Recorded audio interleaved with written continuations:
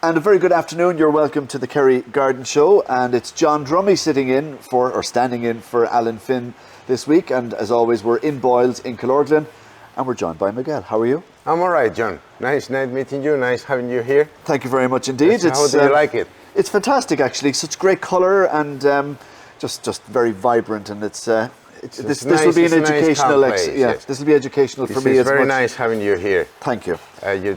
You're going to have fun. Thank you. Now, what are we going to talk about today? Okay, so a few weeks ago we were talking, when Alan was here, about autumn color, but we were talking about perennials. The season wasn't over. There's plenty of perennials that you can still have in your garden that give you plenty of colors, like asters or clivias, or they call them kaffir lilies. Many plants that are still flowering. But now we have the Autumm Winter Bedding here, which is a totally different animal. So perennials are plants that die back and come back next year, while these fellas are supposed to die. We'll go out to that later, because it's a different world. It's not the same as summer bedding. So we're going to talk about what to do with these plants, how to look after, what are they, and how to give a little bit of color in your window boxes. You can do hanging baskets as well. I'm going to show you, maybe if we have time, how to do a very small window box, but you can apply that rule to a hanging basket. Change all the flowers that you had from the summer that are probably dying back. Although some petunias, my neighbor has very beautiful hanging baskets. He fills them with Miracle Grow. We'll talk about that later. Very good. Hey, everybody knows that. Yeah. You know. I was the butt of this joke for many years, the Miracle Grow. What do you drink, John, to make you grow? Because I'm a little bit small. But anyway, can you describe what we have here? So we've got some great colour. We've got vibrant purples. We've dark purples. We've got what look like daisies, but I know they're not daisies. That daisy effect. So we have those are very well known violas and pansies. See the beauty of these flowers in purple, whites, with the eye in the middle. Yeah. And same with the pansies, very vibrant colors. They will last the whole winter. They will be flowering the whole winter. These ones are slightly leggy. You cannot see them, but they are slightly leggy. You can cut them back. They will be coming back from the sides. You don't have to pull them out if they become a little bit leggy and ugly. Just cut them back a little bit and they will be sprouting from the sides. Those are very hardy plants. If in a perfect world you should be deadheading them, like these ones are fading, and you deadhead them, because that increases. I think this is the flower. So you've just taken literally the head of a plant or of a flower off. In this case, you go down. This one was a double one. Okay. But you go to the bottom and pinch it. Okay. Same with cyclamen.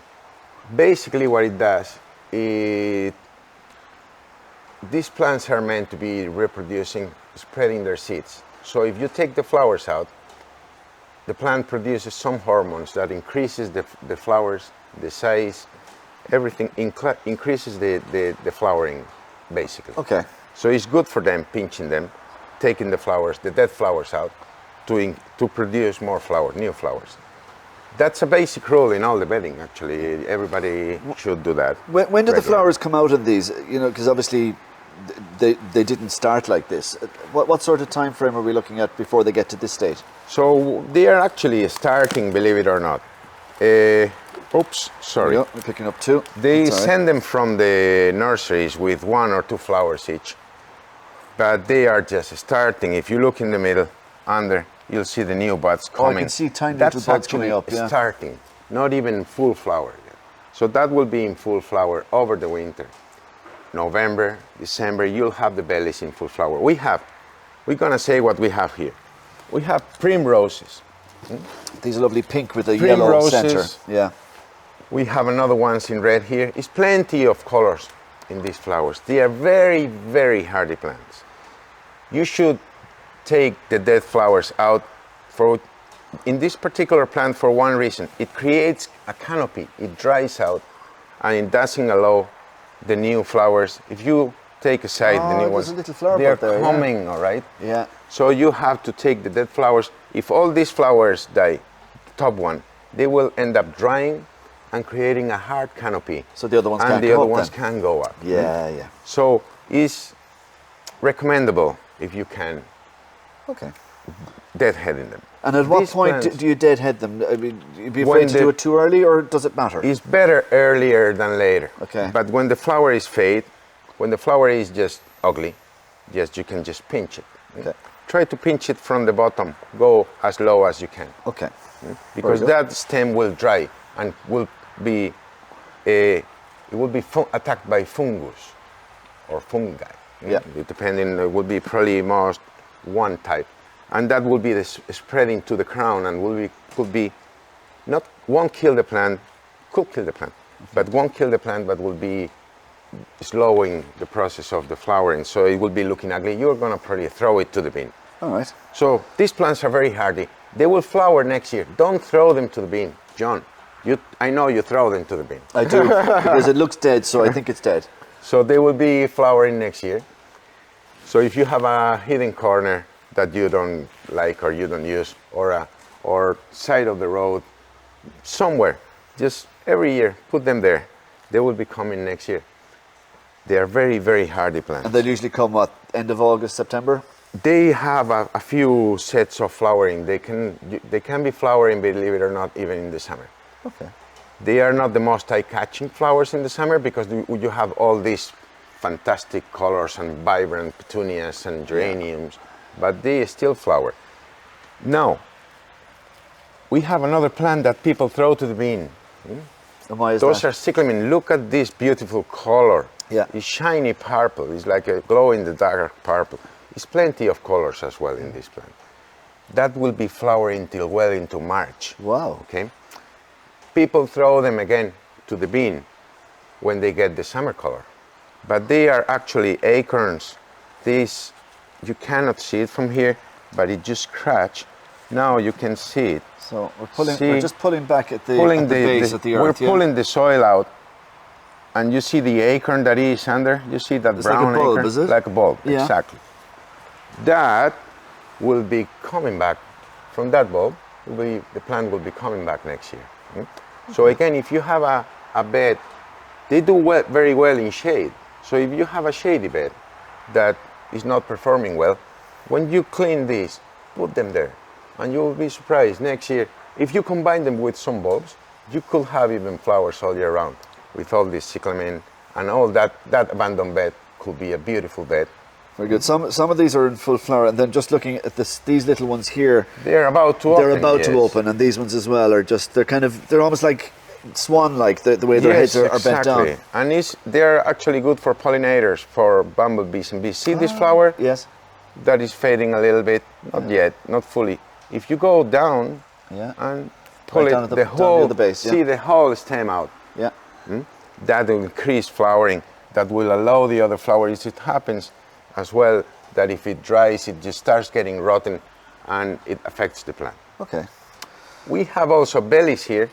These are the ones now that I thought looked like daisies. Yeah, okay? yeah. Those fellas are very well known as well as a winter flower. They're very hardy. They can perform well as well in the spring. But again, when you have that beautiful colors, it's difficult to resist and just keep looking after them. You just tend to forget. Again, you can transplant them somewhere. They should be coming back, okay? And what else we have here? We have dianthus. Dianthus, everybody knows it's carnation or dianthus. They are very hardy. They will be flowering all the winter time as well. So you can do, well, obviously I was forgetting, feeding them. Big Tom and the mainliners. Big Tom. They need food. Now that's systematic food, so we tend to forget in winter that plants need food. Some of them they don't need anything. If they are dormant, you don't need to feed them. But if they are flowering, they are awake, so they need food. We can do the obvious, the miracle grow. We talk about that because they are When they are flowering, they need more food than normally. They need different type of food. That's a very nice boost for them. That would be giving green to this. See, they come, you cannot see a little bit of yellow. Yeah. That's because the pots where they are planted, they run out of nutrients very quickly. They are designed to keep them in good shape for a couple of weeks, 3 weeks, 4 weeks, no more. And then if they're not transplanted, they start running out of nutrients they need. So it's the same principle. Yeah. When you plant them in a container, after a month, the nutrients are probably gone. So you need to feed them. Feed them regularly with Miracle Grow, or with Big Tom or Miracle Grow, and you'll see how the big difference. I just always recommend people not forget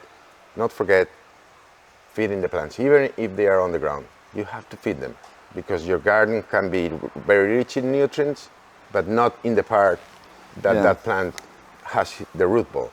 The root ball is eating, you know.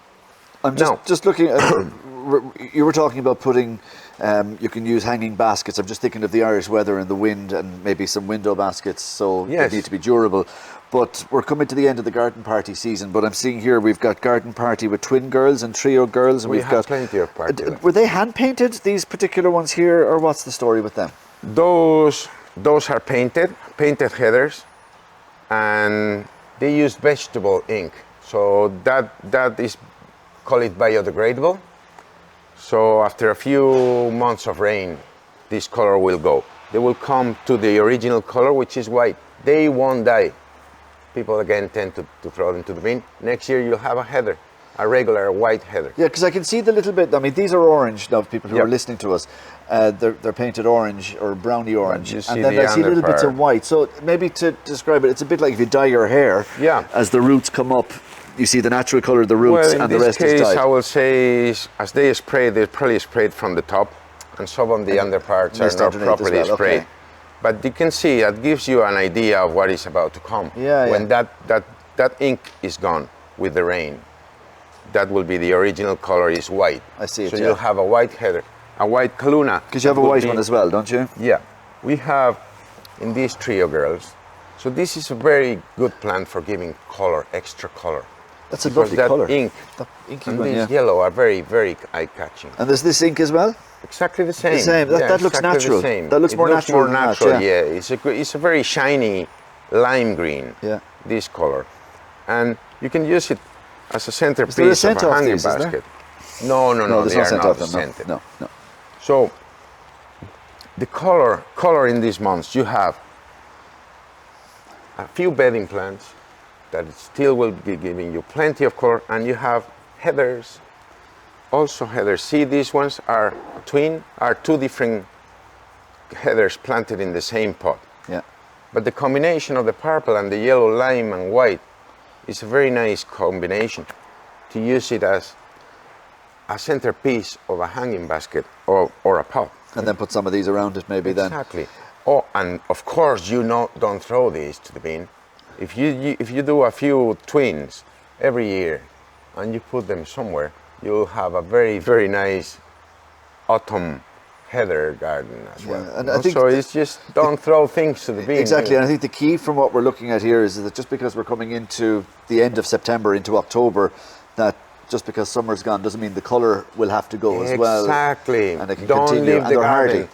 Because the temperature's getting cold, it's getting a bit colder, so when you say they're hardy, they can take minus a few degrees without no problem. If some of them, for example, cyclamen, if it's a hard frost, they will be looking like that.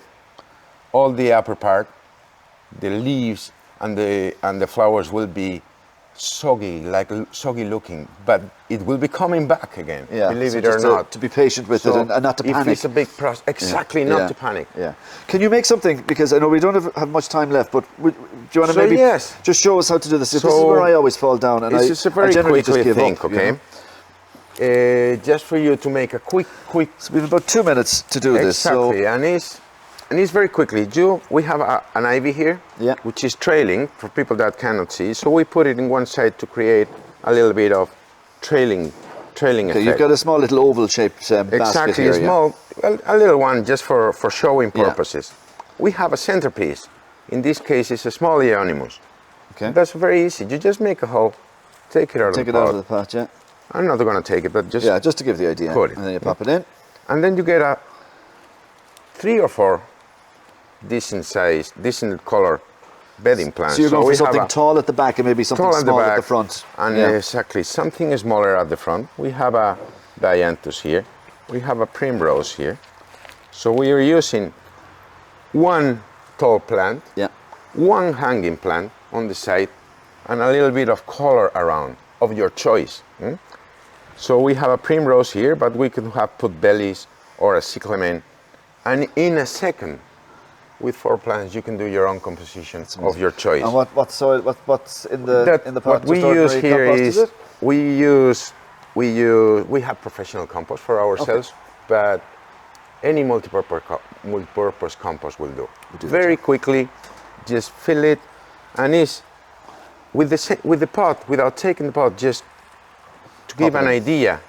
Before, so make the hole with the plant in the pot, put it out, and then you've made your space, and away you go. And the space is made already, and it's very quickly. We're out of time. Are you kidding me? This has been an education for me. Are you kidding me? Yeah, there'll be plenty of things. I'll have to do a quiz now with Alan Finn when he comes back. He's going to be asking me all sorts of questions. Miguel, thank you very much as always. Sorry No, it's fantastic. Thank you very much indeed. And that's it from this week's Garden Show. From all of us here at Boyles and from me, John Drummy, and Miguel, have a great weekend.